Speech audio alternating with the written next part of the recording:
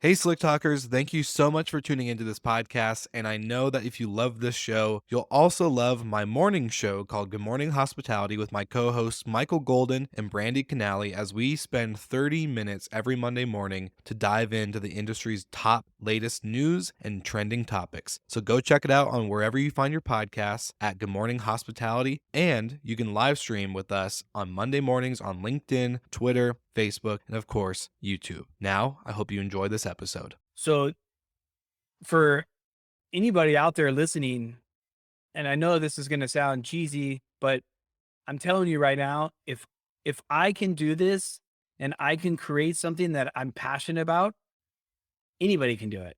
You just have to find what you really, really love. And I've been fortunate enough that I've had multiple different kinds of careers and I've loved every single one of it, even when it's been the worst and I'm not making a dollar. I'm still having so much fun. And I think that's what's so important. I don't think people understand that you really have to listen to your heart and go after what your heart is telling you to do. And all the other outside noise, like your parents telling you you can't do it, your teachers telling you that you're stupid, that you're never going to amount to anything because you smoke pot or whatever it is, you need to clear all that out and then just be real with yourself and figure yourself out and be like, okay, here's my strengths, here's my weaknesses, this is what I love. This is how I want my life to be in X years and X many years, and then just go for it.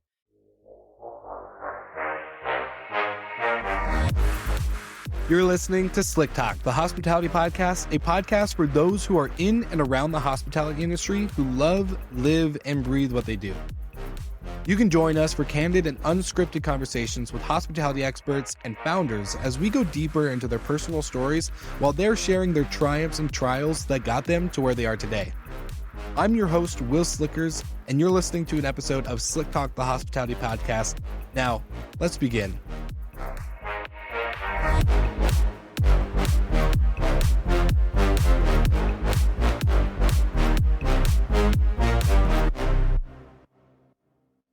What's up, Slick Talkers?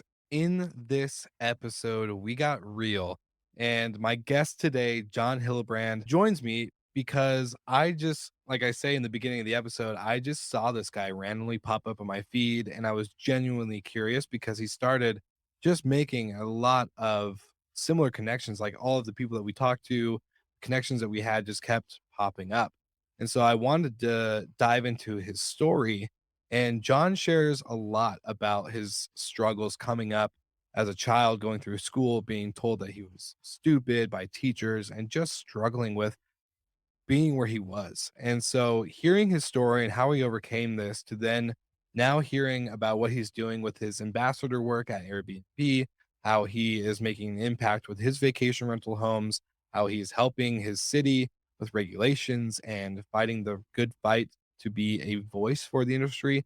It was super encouraging. It was super refreshing. And again, one of the highlights of why I love doing this podcast. So go ahead and check it out. I hope you enjoy this episode, and we'll see you all again next week. This episode is brought to you by my friends at Journey. If you haven't heard of Journey, then you need to go check them out at jurny.com. That's jurny.com.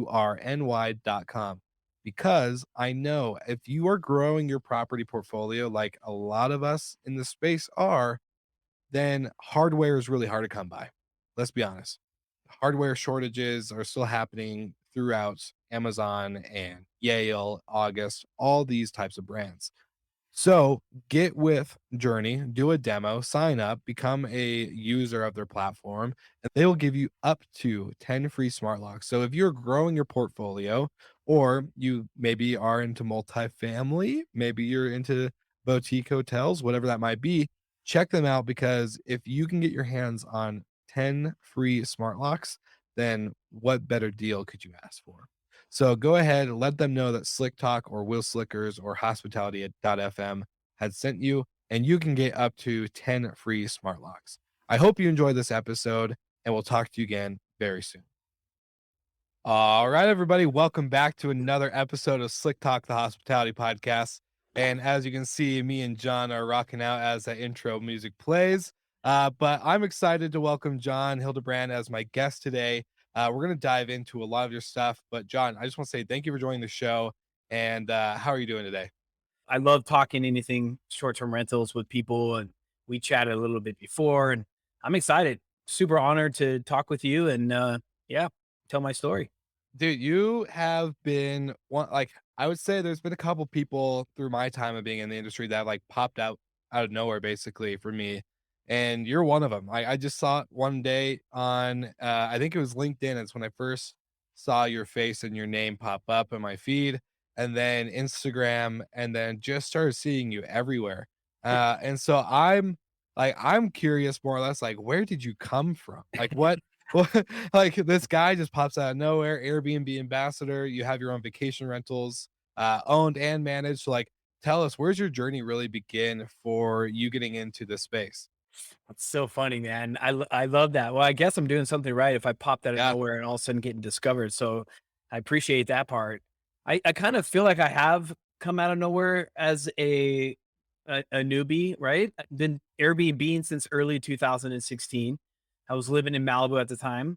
I was a traveling photographer, or should I say, I was a starving artist trying to make ends meet. And I had a beautiful house and I barely could pay the rent. So a friend of mine was like, "Hey, why don't you check out Airbnb? I know you don't want a roommate." And honestly, at first I was like, "Dude, you're tripping. This is the weirdest company. There's no way this is going to work. Who wants to rent a room in someone's house? Like, this is creepy." Obviously I did it and it paid all my bills, my mortgage, everything. And I was like, "Well, that's kind of cool." But I never really thought of Airbnb as a business. It was just strictly how do I get my rent covered? That was it. And that's kind of how my journey started with short-term rental. Um, but we moved a ton of times as kids growing up. So real estate was always kind of in my back pocket and just kind of learning as we moved. But the last 2 years, yeah, I would probably say the last 2 years, I've been super aggressive in the short-term rental space. With all the policy changes in Arizona, I became a super strong advocate. So I kind of had to put my face out more to help clean up the industry in my local town. And then I became, which I'm sure we'll talk about, I'm kind of rambling, but and then I became an Airbnb ambassador, which definitely led me to promoting myself a lot more and promoting Airbnb and promoting how to become a good host. And now it's kind of just been like this weird mission where I love everything I'm doing and I want to be able to educate people to improve the overall look and feel of what people think of Airbnb is. for sure. Yeah, because I think we've all seen it, and we've talked about it many times on the show through other guests. Is that Airbnb has been a great platform, but it also hasn't built the best reputation for its name, at least on the hosting side. So my curiosity coming into this, interview with you was, being an Airbnb ambassador, but then also being on the regulatory side where you're becoming an ambassador for your city, your town, for professionalism. How have you kind of balanced the two? Because I even saw your YouTube video today. Airbnb blocked your account, and I was like, "Whoa, how an ambassador got his account blocked? Like, that's interesting." So, like, I don't know, walk me through that fine line of being an ambassador, but then also pushing for proper like professionalism on this space. Oh man, that's a I, we're jumping right into it, John. yeah, we're jumping into it. So I'm always a half full kind of guy, right? I don't really like talking about the negative. I don't like harping on the negative. It happens. Big companies, big industries, there's always negative sides to it, but it's a double-edged sword and we need the platforms, right, to survive. Airbnb has been nothing but absolutely amazing to me. So I never wanted it to come off like this negative piece. Um, and to be honest, I hear about people's accounts getting suspended, but I was that guy. I was like, there's no way they must be doing something wrong. They must be setting it up wrong. There's no way it's going to happen to me. Then when I became an ambassador, I was like, okay, cool. Maybe I'll have more education, more learning on the program, which I was. And I was getting more and more connected in the Airbnb space with all different types of people that worked at Airbnb. So when my account got suspended, I laughed because I was like, oh, damn, this is real. If, and not to be like "Oh, check me out. I'm an ambassador. Yeah. I got suspended." I was like, "Oh my gosh. Wait, I do so much with Airbnb and I got suspended? Okay, everybody could get suspended." Mhm. Like, it was a massive wake up call for me. And to be totally honest, nobody in my departments of Airbnb and connections could help me. There was nothing nobody could do. Nobody knew why I was suspended. They couldn't even remotely tell me why. It was just a very, what I learned in the long run is that there's a massive disconnect between customer service and Airbnb. Airbnb customer service really does not talk to anybody else at Airbnb, and anybody at Airbnb can't talk to customer service. It's like the weirdest. I don't know who set that part up, but it's really Yeah. weird. No, it's Yeah. very weird. That's very weird. Oh, and you know, yeah, I'm like you. I would rather focus on the positive as well, but just to even become an Airbnb ambassador, for all the listeners, I'm curious genuinely, so I'm sure everyone listening is too. But how's that process even happen? Like you, I know we'll cover like on how you got into the industry and into the Yep. space more through your vacation rental property in Maui. But um, I'm genuinely like, did you reach out to them? Did they reach out to you? What was that relationship spark? Honestly, it's such an amazing story, and I still pinch myself all the time that the way that things connected that happened. And I really don't wanna say this the wrong way or take it out of context, but for me, COVID was kind of like a blessing. It was kind of like a wake-up call for me. I sold my other company. I pretty much sold everything I owned and moved to Arizona, just to be closer with family. I bought a house that I was gonna live in and fix up, and I was gonna rent it part-time, and I was going to travel and just, like, not work as much for, like, a year, right? And I was gonna Airbnb it. Well, I put it on Airbnb, and it absolutely took off. But then, like, 2 or 3 months into the process, this is where the story to me just gets insane. About 2 or 3 months into the process, the place was so busy, and I put everything into this place. Like, we gutted it down to the 2 by 4s and just had an amazing team help me put it together. And all of a sudden, I get this email, which I thought was spam, that came from Airbnb. It's like, "Hey, we're looking to work with a couple great hosts on adding you to the plus side of Airbnb." And I was like, "Oh my god, this was my ultimate dream." I wanted to be a part of the plus program so bad because to me, it was just kind of like a status symbol, and it was a way for me to explode my career way faster because the competition in Scottsdale was so aggressive and Yeah. people's places were so amazing. I'm like, "How am I gonna stand out?" I'm like, "This is nuts." Scottsdale is a very, very cool city for short-term rentals. Like, there's some really awesome properties, and I'm sure I've been watching again, like your Instagram stuff, like great properties that you even just signed recently, like beautiful, beautiful locations. So like, yeah, I love Scottsdale's short-term rental scene.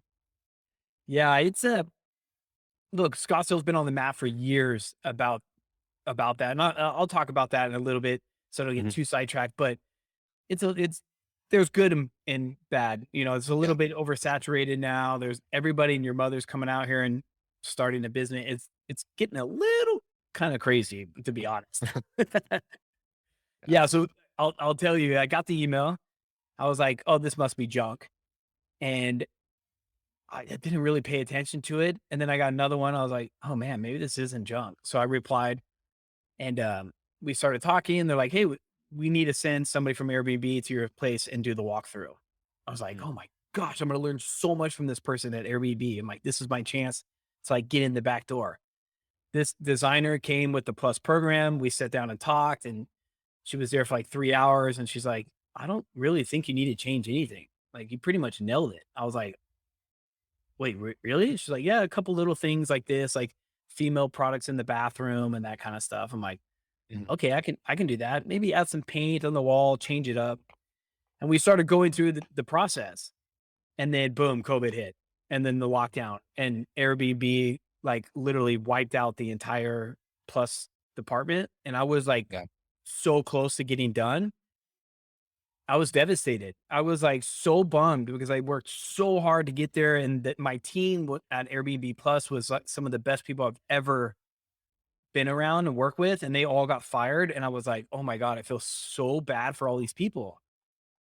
Long story short, one of the ladies there was like, look, I think you should be aggressive. I think you should go after it.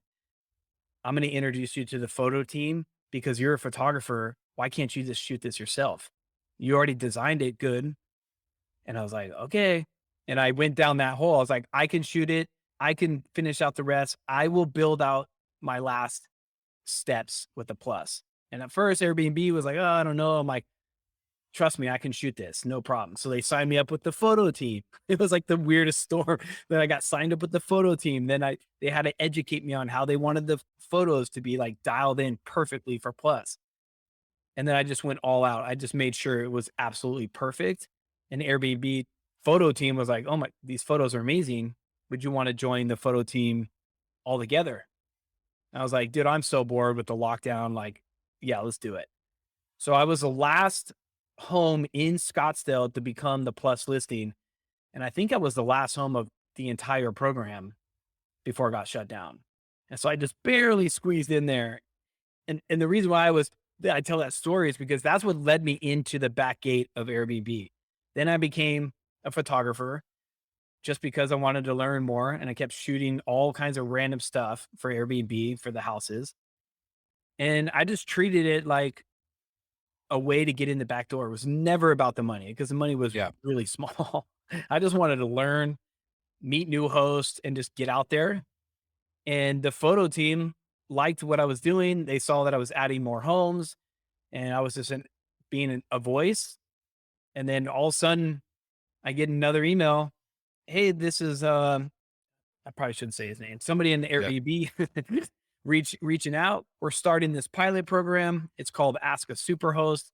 We really have no idea if it's ever going to pay any money. We don't know where it's going, but your name came at the top, like the top of the list to talk to. And I was like, whoa. I'm like, okay, might as well. I'm like in my house twiddling my thumbs. It was like the perfect storm, to be honest. And was your any of your properties getting bookings during this time, or was this like the super early days when pretty much everything halted, even the drive to traffic, kind of halted a little bit? It's so weird because like the lockdown forced me to learn everything I possibly could about Airbnb. I read every single book. I've read every podcast. I was like watching YouTube videos like a maniac. And I was just like taking it all in. And I was just getting more and more and more excited. And I was joining little groups. I was like on Facebook and because I had nothing to do. So it just forced me to become an expert in every part that I could. And parts that I didn't understand, I would just reach out to anybody that would pick up the phone or email or whatever. I was probably so annoying to some people, I'm sure, but I was like, whatever. And yeah, that kind of just like I think made me take so much pride in my places when the lockdown or whatever happened. Arizona luckily was really really friendly with everything and people flocked here. It was by far the busiest I've ever been in any of my Airbnb experience. I mean, I was 100% booked on all of my places in summertime, which is 115 degrees out here, and Yeah. we were slammed. Like, and it wasn't like I was giving the places away. The rates were still great, and it was still really good people. We had first responders. We had, Mm. people that were traveling nurses or people that have been working on, so hard that finally were getting the break because everything was locked down and they would stay for like 2 weeks. It was probably some of the best guests ever, really, to be totally honest. Which Well, yeah, sounds that weird that there was such a negative thing going on and then a positive at the same time. 100%. And I've had this conversation with multiple friends and even just like people on the podcast, like for outside of the world effect of COVID, right? Like I think COVID was the worst, best thing that could happen to a lot of us. At that time, I just quit my day job as a hotel manager. So like, I was like, I'm gonna go podcast full time, and my parents were like, okay, we don't know what you're doing, but as long as you can feed yourself, like, go ahead. And I was like, hell yeah. And then COVID hit, and I was like, hey, can I move in with you? I like lost it. Like I lost pretty much every guest I was ever gonna have on the show and do all this stuff. But knowing that it was gonna come back, like my mental capacity was sink or swim, right? Like Yeah. we're gonna sink or swim, and I'm not gonna let this impact my sink or swim mentality. Eventually, obviously, as we know, like things work out, but for you, you previously mentioned that you sold your company before moving to Scottsdale. So what were you doing before, and what was kind of like your exposure into entrepreneurship even before Airbnb? Because I think we've all seen, like, we even called them, I think we called them COVIDpreneurs, but a lot of the short-term rental hosts become multi-entrepreneurial because of just hosting, right? Like they get experience, they gain their portfolio, they find a passion through some kind of outlet through short-term rentals and start another business. Maybe it's a cleaning company, maybe it's a tech company, maybe or whatever. So I'm kind of curious for you, like what was your first exposure into entrepreneurship? D- Good question, man. I like being on a good podcast with good questions. Uh, I don't think I've ever had a 9 to 5. I'm Really? actually pretty positive I've never had like a quote unquote real job. I think I've had a million little jobs. Like, dude, I worked at Taco Bell. I worked at a drive-through liquor store when I was 16 somehow, which was like Somehow. it was like the most fun job ever. All my friends would show up. I'm like, "You're 21, right?" They're like, "Yep." I'm like, "Totally. There you go." I was like, "The best job." But I learned so much about business. I was like always bouncing around, but I was a little punk kid too. I would get fired because I wanted to go skateboard. They're like, "Well, Yeah, you have to show up to work." I'm like, "Cool, fire me. I'll get a job down the street bagging yeah. groceries." It didn't matter. Like it was such a punk kid. Like, but I had like a million jobs and Well, can I ask you based on that statement alone, like were you good at school? Or were you the kid that was like, I'm here for social activity and everything else can kick rocks? yeah, man, I was not Mr. School Guy whatsoever. Like, I remember so vividly. So I have dyslexia, very, very bad dyslexia. When I was really young, it was beyond emotional, right? It was like Mm, so scary to admit it. People in class, when the teachers would call you out to read, and you're like, I can't read this shit. It's a bunch of words on page. Like, this is so overwhelming. And I just leave the classroom. And she's like, if you mm, leave, you're gonna fail. I'm like, right on. I'm like, I'm not gonna make it anyways. I have dyslexia. I'm not smart. I don't need school.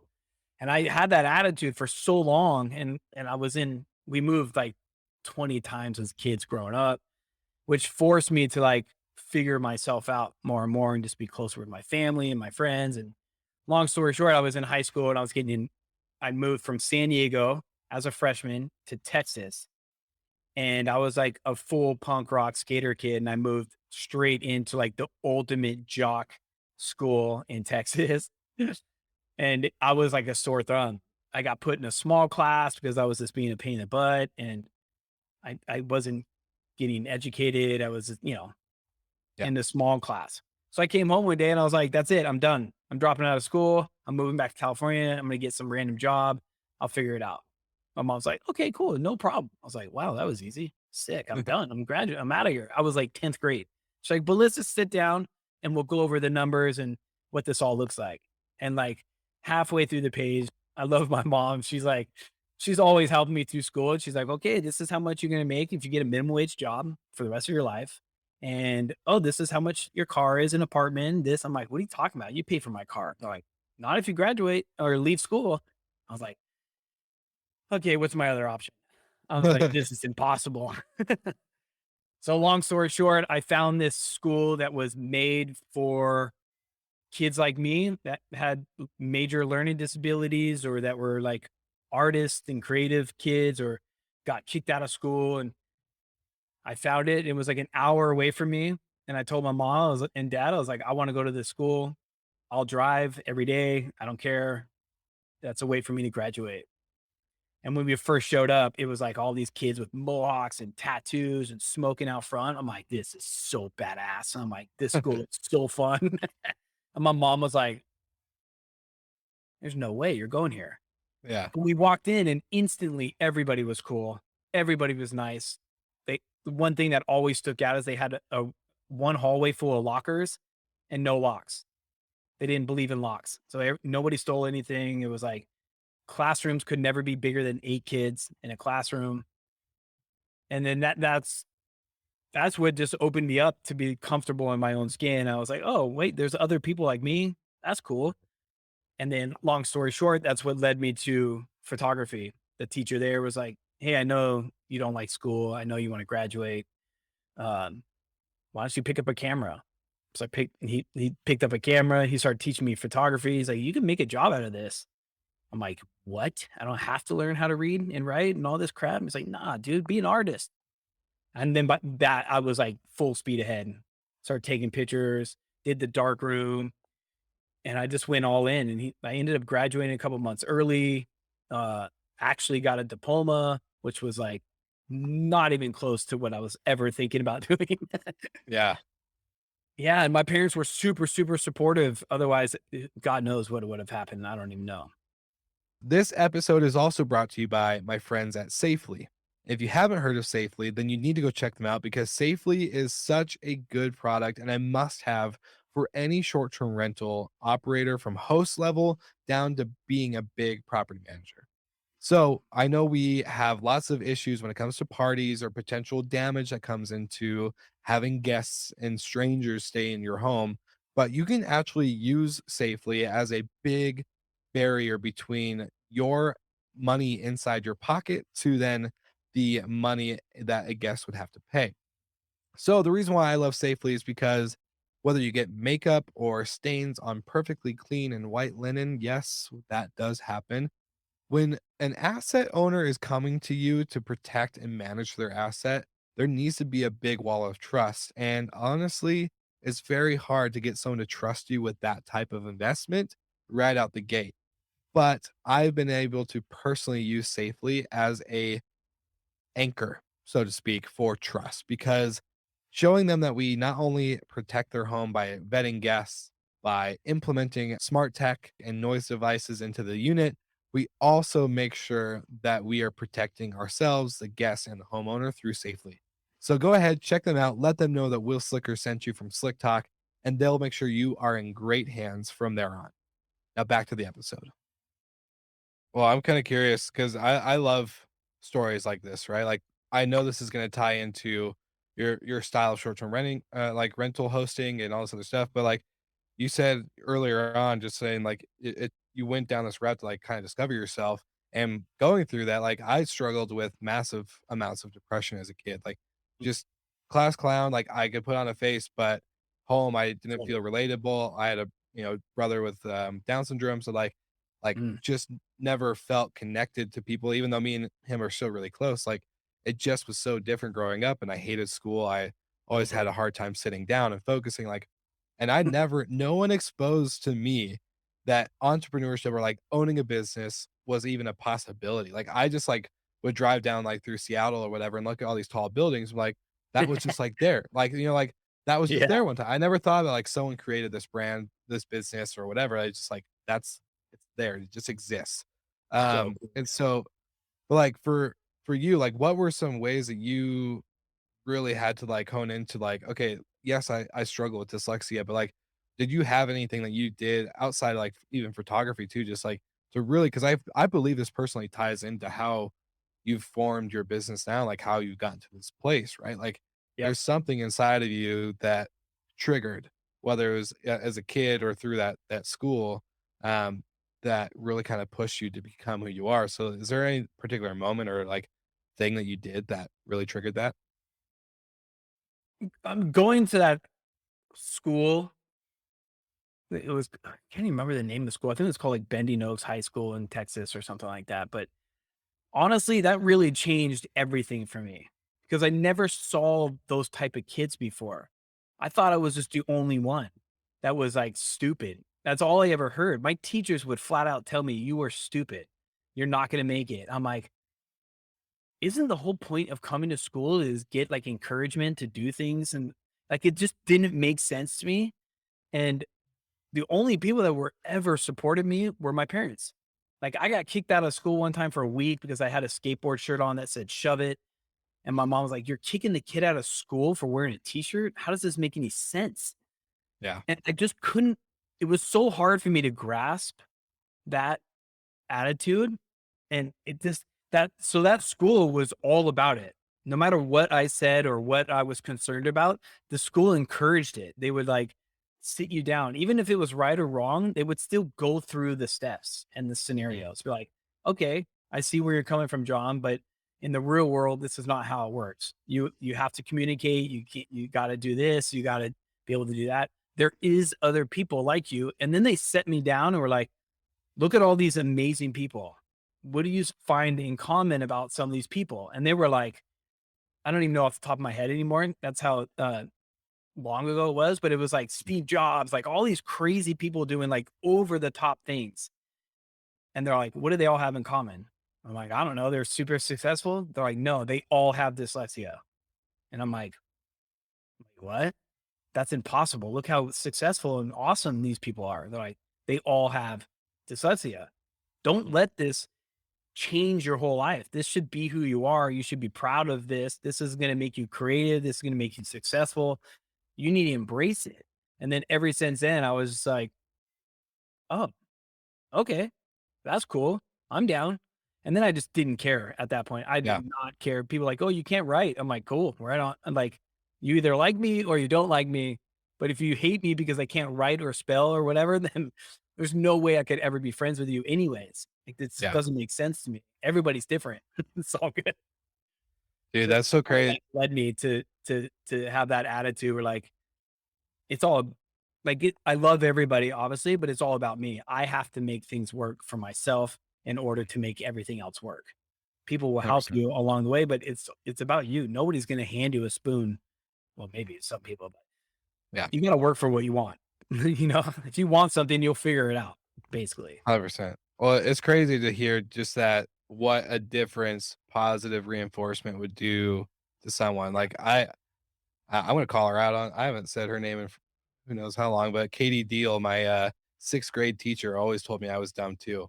And like that shit sucked. Like going, especially Oh, going into yeah. high school.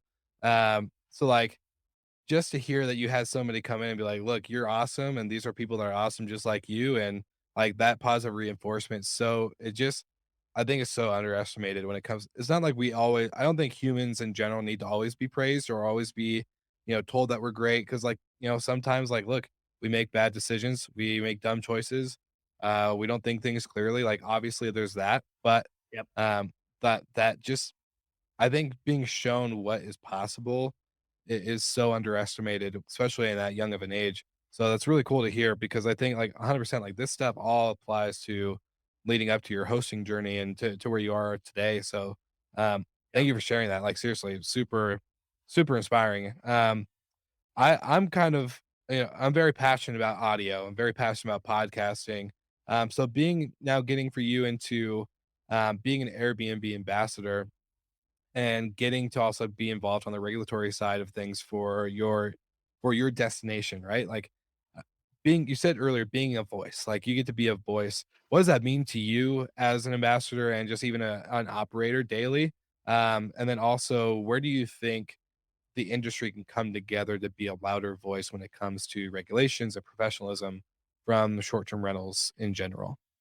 Yeah, I love talking about this stuff, honestly, and I could talk about this kind of stuff for hours and hours and hours, and I do all the time. I sit on a couple of different boards and I work with Airbnb, but to kind of elaborate on the policy and being a voice and just being a good host, which is being a good person and a neighbor, Mhm. it's really that simple, to be honest. I think there's just a lot of people coming into the business with it with the wrong mindset and the attitude of like, I'm gonna get rich quick and then I'm out.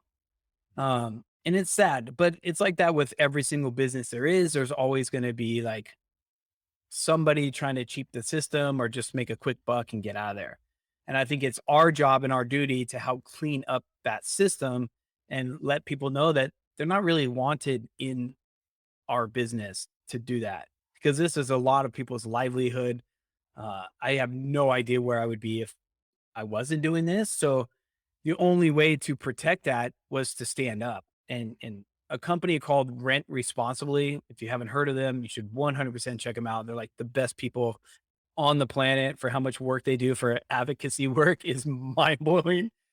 But Yeah. they reached out to me, one of the founders, David, shout out David, I love this guy. He We love reached out to me. He's the we best, love right? David. Yeah, he's Yeah, David, Dana, Alexa, everybody there is amazing. So everyone. Yeah, shout out everyone. to Rent Responsibly.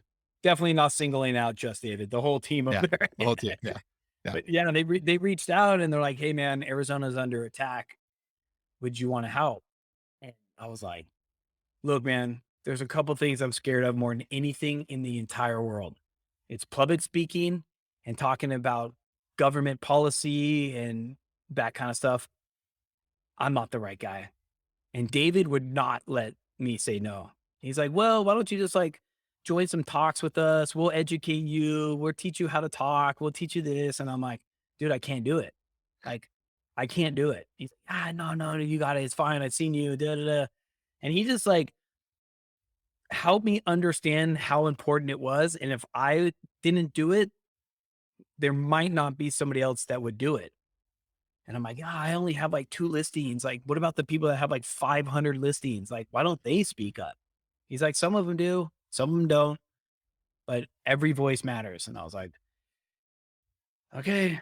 And that's kind of like what led me into, you know, being a good neighbor and building out these good policy uh best practices and um which led me to step up my game and be a better host and find out why people were hating on us so much. Cause it was like one of those things that you would show up and you'd be like at a party or a club or like a restaurant or like a business network. And they're like, "Oh, what do you do?" You're like, "I do short-term rentals."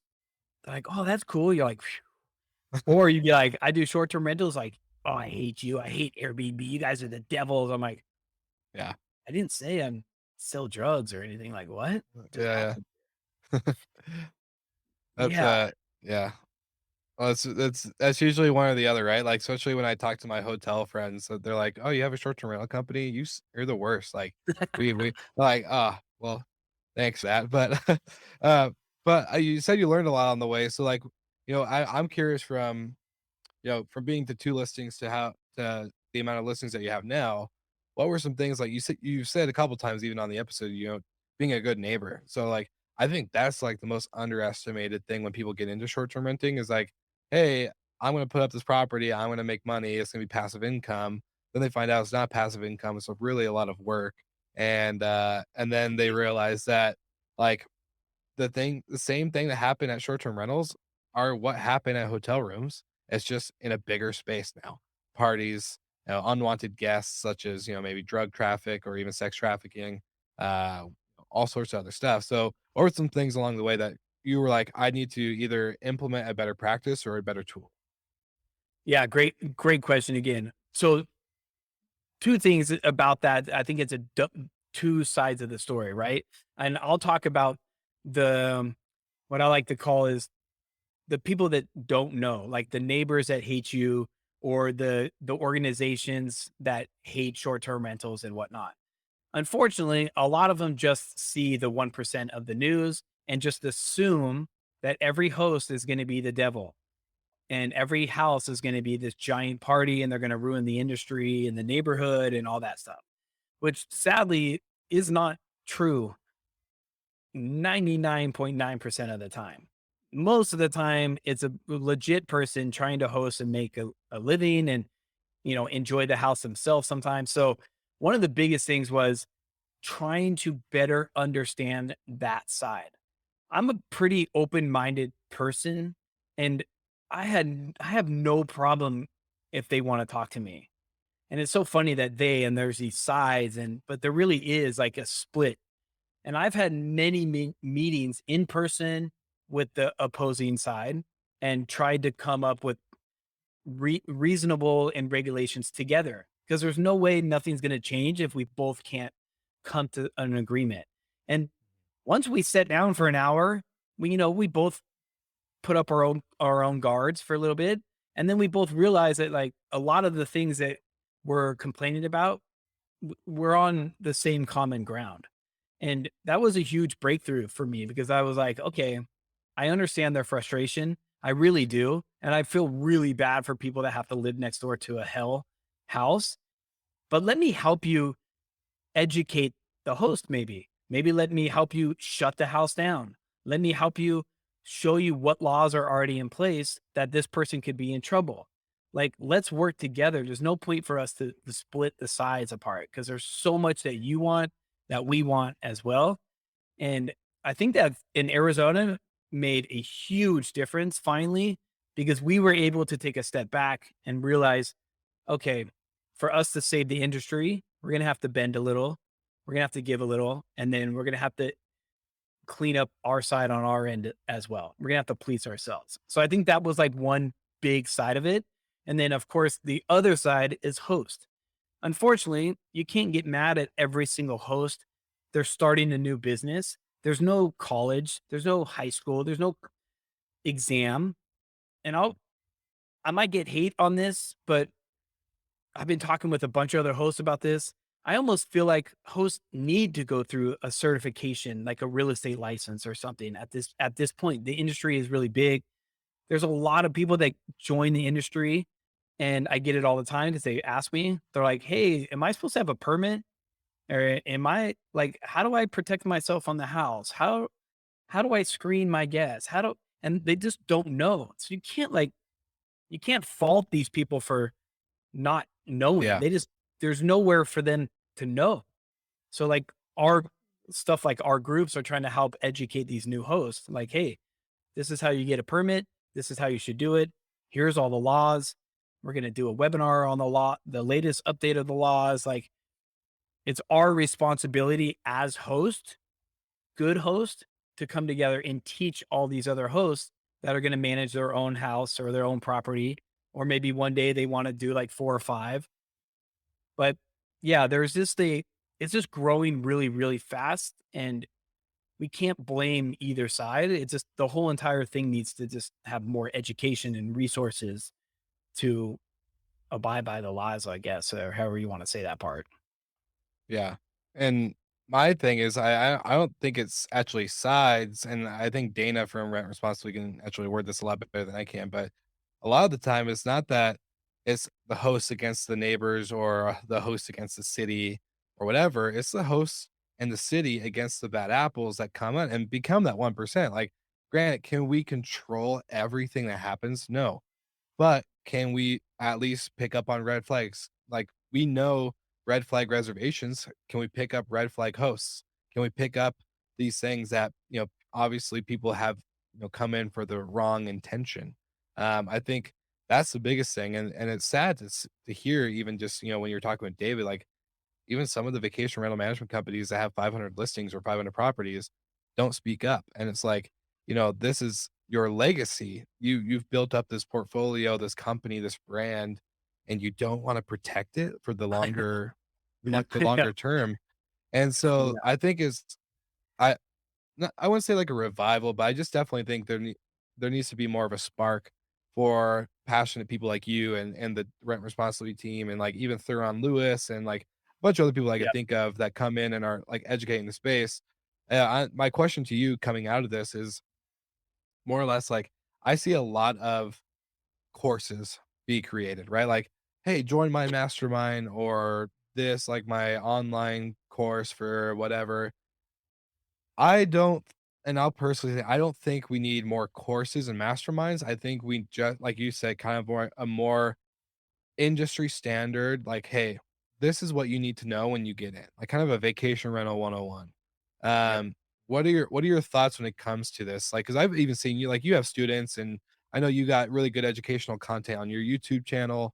Again, this is like all free stuff that I see you putting out. So, um, from the educational side, where do you think this really comes into play? And like, what's the right, actionable step for it? Man, I'm so glad you said everything you just said because sometimes I get so excited. As you can tell, I'm a super passionate person anyways, but I get so excited on these topics that sometimes I just go down like this fast rabbit hole. And you just pointed out so many great things that I was like, oh yeah, oh yeah.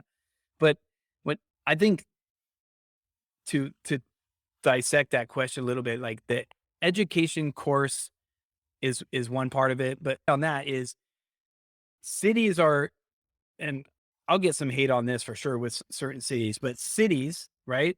And I'll say like Scottsdale, for instance, there's like a nationwide state law that all these Airbnbs have to abide by, right? And then there's cities that within that law have their kind of rules and regulations, right? But even as an educator and someone who sits on the board of policy has the hardest time to figure out where that information is and how you're supposed to learn about it. And every time you call the city, a different person answers the phone with different information. So I think one of the biggest mistakes right now is the lack of communication between city officials and really good hosts that are trying to clean up the industry and working together. Now, I know politicians never want to work with anybody, they're always right, but a lot of them really do want to work with us. And we've been so fortunate to be able to sit down with a lot of them that are like, we have 5,000 bills this month. Like, help us understand your bill. How can we clean it up? How can we fix this industry? And I think there's just such a big disconnect, and you can't start finding people for laws that they have no idea that are even in place and they can't even find them. So I think that's one of the really big problems that we're trying to fix up in our town. And I think more people in different cities and townships should do that. And then, yeah, the courses, the courses are interesting, man, because I see a lot of gurus that are charging people a fortune. Yeah. And it kind of breaks my heart sometimes because some of those, and I'm not calling anybody out or anything like that because I think there's a lot of great ones, but some of them are doing it for the wrong reasons. They're doing the education part to just make a ton of money and they're not really giving a strong value. Um, Yeah. I've been a part of some of those. I learned a ton in some of them, and some of them, like halfway through, I'm like, what did I just pay for? Like, what is Yeah. this?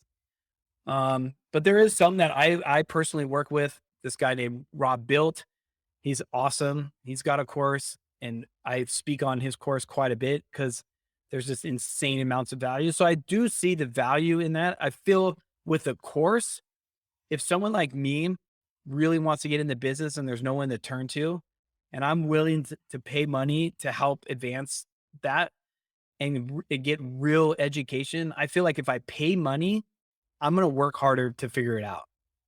And if I'm not paying, then maybe I'll just learn like I did, where I just went through a bazillion learning curves and kind of figured it out on my own. And then as I was growing, started taking and reading books and stuff. But there is so much free information out there. I think there's a lot of misleading information as well.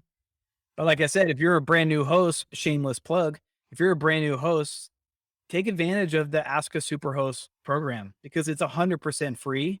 And Airbnb really, really, really is trying to educate new hosts on best practices and, at least get them started in the right direction from ground zero. And there's a bunch of really great super hosts that I'm fortunate enough to be around. So that's like one way. And I see VRBO also is doing a bunch of amazing stuff to try to educate hosts from the very beginning on best practices and whatnot. And feel like that is going to be really important. Um, yeah, I know that was like a long-ended answer to it. No, you're good. I'm all about long-winded answers. No, I don't know. We've been, yeah, not to like call people out, but like there's been so many, I think, great people, a lot of them within our podcast network, do have masterminds and they do work with like one-on-one people that have gone from 0 to 50 properties in 2 or 3 months and they're implementing these best practices and stuff like that. So like shout out to those people that are dedicating that type of time. Yep. But then, like you said, there are those that you can definitely see from their content, the way they give themselves off. It's definitely a cash grab, and unfortunately, that um, is very deceiving, and people buy into it, and then they have a bad taste in their mouth, or they maybe do get something from it, and whatever. But the hardest part I think is how do we get everyone on the same page when it's so fragmented, right? Every house is so different, every destination is different. Like some places we have one property in Kissimmee, Florida. You need a permit for it. We have another place in downtown Seattle. You need a permit. Great. different processes of getting those permits, but everywhere else that we have management properties in, no permits, no nothing. Like, Yeah. don't need to be a real estate broker. You don't need to do this. You don't need to do that. So, um, again, like, where do you go to even figure out laws? Like, where do you go to figure out best practices? Where do you go to figure out the best tech, the best, implementation of growth and hospitality in general? Because um, you're not just a host with a home. You're dealing with people and their vacations and making memories and all the other geeky stuff I get excited about. But yeah, it's like it's just one of those Yeah, things it's that so I'm constantly true. thinking about with how fragmented we are. But It's so true, man. You're so spot on. You're on to something so beyond what's going on, right? It's because if you're brand new, it's like it's almost overwhelming also because you're really trying to learn it all. And then yeah, you're like, well, where do I turn to? Who's real? Who's not real? Um, Obviously, you just got to listen to this podcast, get some gems all the time. But like, it's hard to figure out who's real and who's not, right? And yeah, who can smoke the mirrors. I mean, I'll be totally honest. I struggle with that all the time when I put out content yeah, for even myself because I'm like, man, if somebody sees this for the first time, are they going to be like, who is this dork? Like, yeah, like, does this person even know what he's talking about? And it's so important to give out content like that people can actually learn and it's beneficial. And I hope people can see through a lot of those people that may have a hidden agenda, but there's some really great people out there that giving out insane amounts of free content all the time. Um, 100%. just I think you just got to do your research, like you said. I don't know how you clean it up. I don't know if there's like a real estate course Yeah, eventually. Does everybody who's a host have I don't know. I don't know what that answer is, but I would love to start working with a group to figure that out because it would be a fun challenge to try to figure that out. for sure. Well, I think Airbnb and not in a negative way, but like I think Airbnb has a huge responsibility on Yeah. their shoulders for the brand that they've built, for the reputation that they have, whether it's good or bad. That this is something that needs to be also like I don't think this could be a one side does it and then the rest just kind of like, okay, sure, Yeah. go create a course, go create this, go do whatever. I think like companies like Verbo, Airbnb, the tech providers, whether they're property management software, pricing, insurance, you name it, like, and then the hosts, the bigger PMs that have been doing it for 20 years, the hosts that have been maybe gone from 2 to 10 properties, like we all need to kind of come together and say, hey, like this is what we all agree on being standard, quality, um, you know, professional, all the way above, all the above. So it's gonna take everybody, I think, but will we get to Yeah. that point? Maybe that's a question for episode number 2 or part 2 of this one. We could always figure that out. But yeah, Totally. it's just a very interesting question to even think about. What does it take? So Yeah, it is, man. yeah, I would love to start figuring it out more because it's complex for sure. By no, yeah, but I mean, even when I was working with the policy was the first time where I saw a lot of people come together, and that was really, really awesome, and it's been really awesome. Like, I get to work with the policy people at VRBO and Airbnb, and we all get to sit at the same table and talk. that's Like, cool. it's pretty awesome because they're obviously business rivals, but when it Yeah, comes to this, we're all on the same page. And that has been just absolutely amazing to be a part of and watch, and then to see people really trying to help and like come together and be like, hey, my neighbor is a bad host. Like, we need to go and knock on the door and and introduce ourselves and try to help them understand how bad this is hurting everybody. So I think there's some really strong positive changes happening, at least around here. no, I love that. I love to hear it, and because again, we can hear about all the bad things. Like on our Yeah. morning show, like last week, we talked about Airbnb's new like cancellation policy, and we're kind of dogging on it. But like, we could always, go the negative route. But I think just to hear even that, like, we can get Verbo and Airbnb to the same table together, like that's already a win. I think right there in itself. Yep. Yep. We just need to see again, and the hardest part is like we're in this industry so much, like we're in the day to day that it you we I think sometimes lose sight of the long game, right? Like, this isn't something that's gonna happen overnight. This may not be something that's gonna happen within the next 5 or 10 years. But it needs to start, and it needs to start somewhere and Yep. sometime. So why not be now?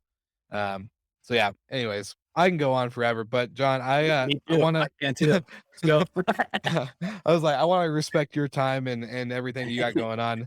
But just for for the listeners out there, one of the fewer questions I always like to ask is like, what with everything you've gone through from entrepreneurship to, getting through your dyslexia and like the negative mindset that was, pounded into you early on to now where you are today with, just saying like, I'm going to learn as much as I can. I'm going to do the best that I can and I'm going to have fun doing it and, be a part of the solution rather than the problem. What would you say out of everything, good and bad, that is something you've been able to take away and that you think anyone listening could take away too? What's up, Slick Talkers? I swear this is the last one that you're going to hear from this episode, but I want to give a personal shout out to our friends at Hostfully. If you haven't heard of Hostfully, then you need to because they have such a great digital guidebook platform for any host or bigger operator. If you have a brand or want to create a brand, this is the place to go. So, you have a lot of questions that come in through your either Airbnb, Verbo listing, any type of listing, Booking Direct, whatever it might be. Hostfully can actually help you curate content and best places to eat, best places to go, house rules, how to turn on the TV, how to make sure the AC is on, how to get to the lake, whatever it might be. They can help you curate this digital guidebook to give to your guests before they even think about asking their questions. So, get those questions out of the way first by creating a great digital guidebook. Let them know that Will Slicker sent you. Use code SlickTalk20 and you'll get 3 months free of their digital guidebook platform. So go ahead, check out my friends at Hostfully, and now back to the episode. How much time you got? We got as much time as you need. You know what, man? I have to first start off by saying that I'm just so blessed and honored to be where I'm at today, right? And so many levels. Like everybody has a story, everybody has a struggle, but I'm so happy that I am who I am because that was has helped me become successful. Never in a million years did I think I would be able to buy my own house, let alone buy 3 homes that I own. Never in a million years. If you would have asked a young John as a 16-year-old kid, there's no way. I'd be like, "Oh, skateboard, whatever." I just didn't think it would ever be possible. So, for anybody out there listening, and I know this is gonna sound cheesy, but I'm telling you right now, if I can do this and I can create something that I'm passionate about, anybody can do it. You just have to find what you really, really love. And I've been fortunate enough that I've had multiple different kinds of careers and I've loved every single one of it, even when it's been the worst and I'm not making a dollar. I'm still having so much fun. And I think that's what's so important. I don't think people understand that you really have to listen to your heart and go after what your heart is telling you to do. And all the other outside noise, like your parents telling you you can't do it, your teachers telling you that you're stupid, that you're never going to amount to anything because you smoke pot or whatever it is, you need to clear all that out and then just be real with yourself and figure yourself out and be like, okay, here's my strengths, here's my weaknesses, this is what I love. This is how I want my life to be in X years and X many years. And then just go for it and watch.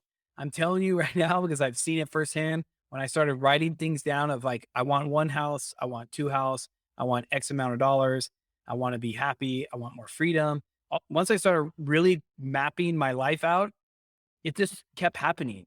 And then all those people that would hate on me or say, "What am I doing? I'm not gonna be able to make it," are now calling me like, "Hey, so I'm trying to do this or that. Can I pick your brain, get some advice?" I'm like, "Yeah, you can pay me for it."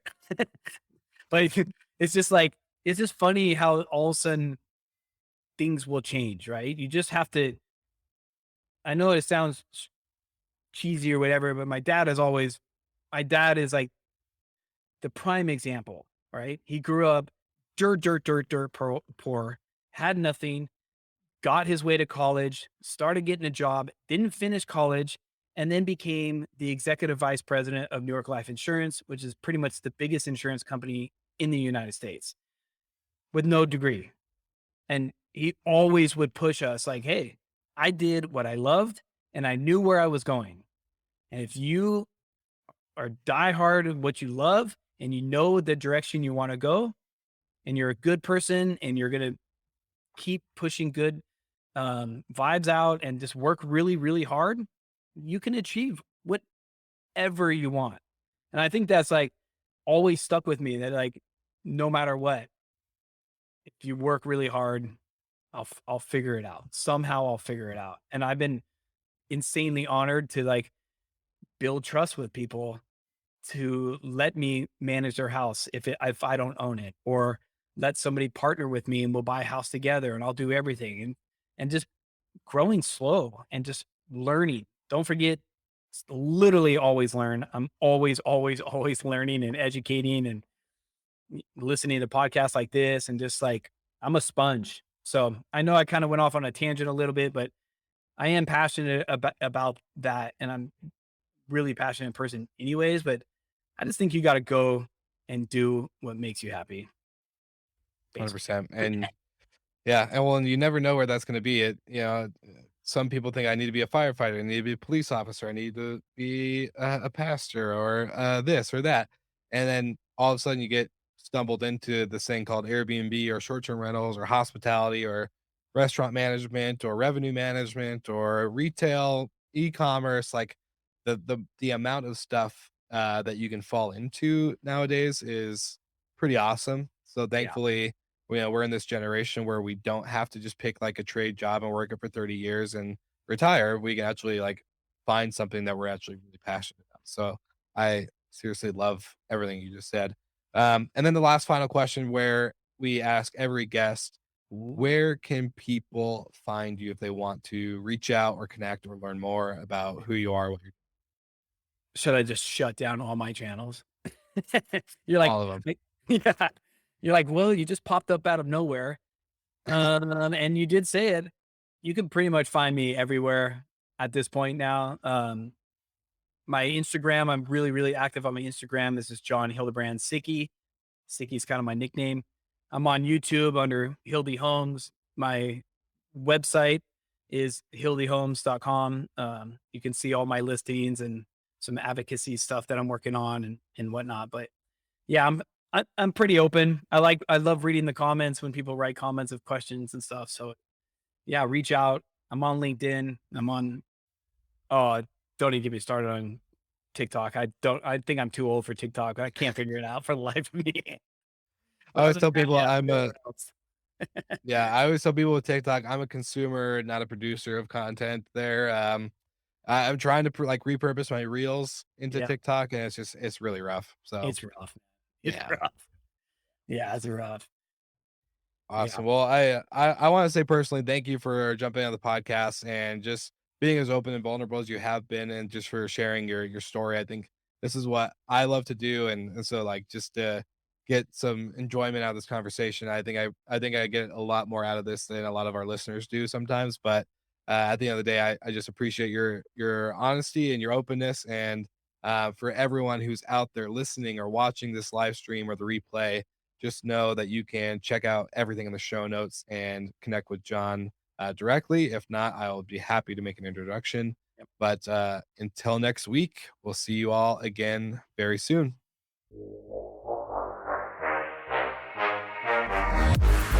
Thank you so much for listening, and thank you to our show partners for making Slick Talk, the hospitality podcast, possible.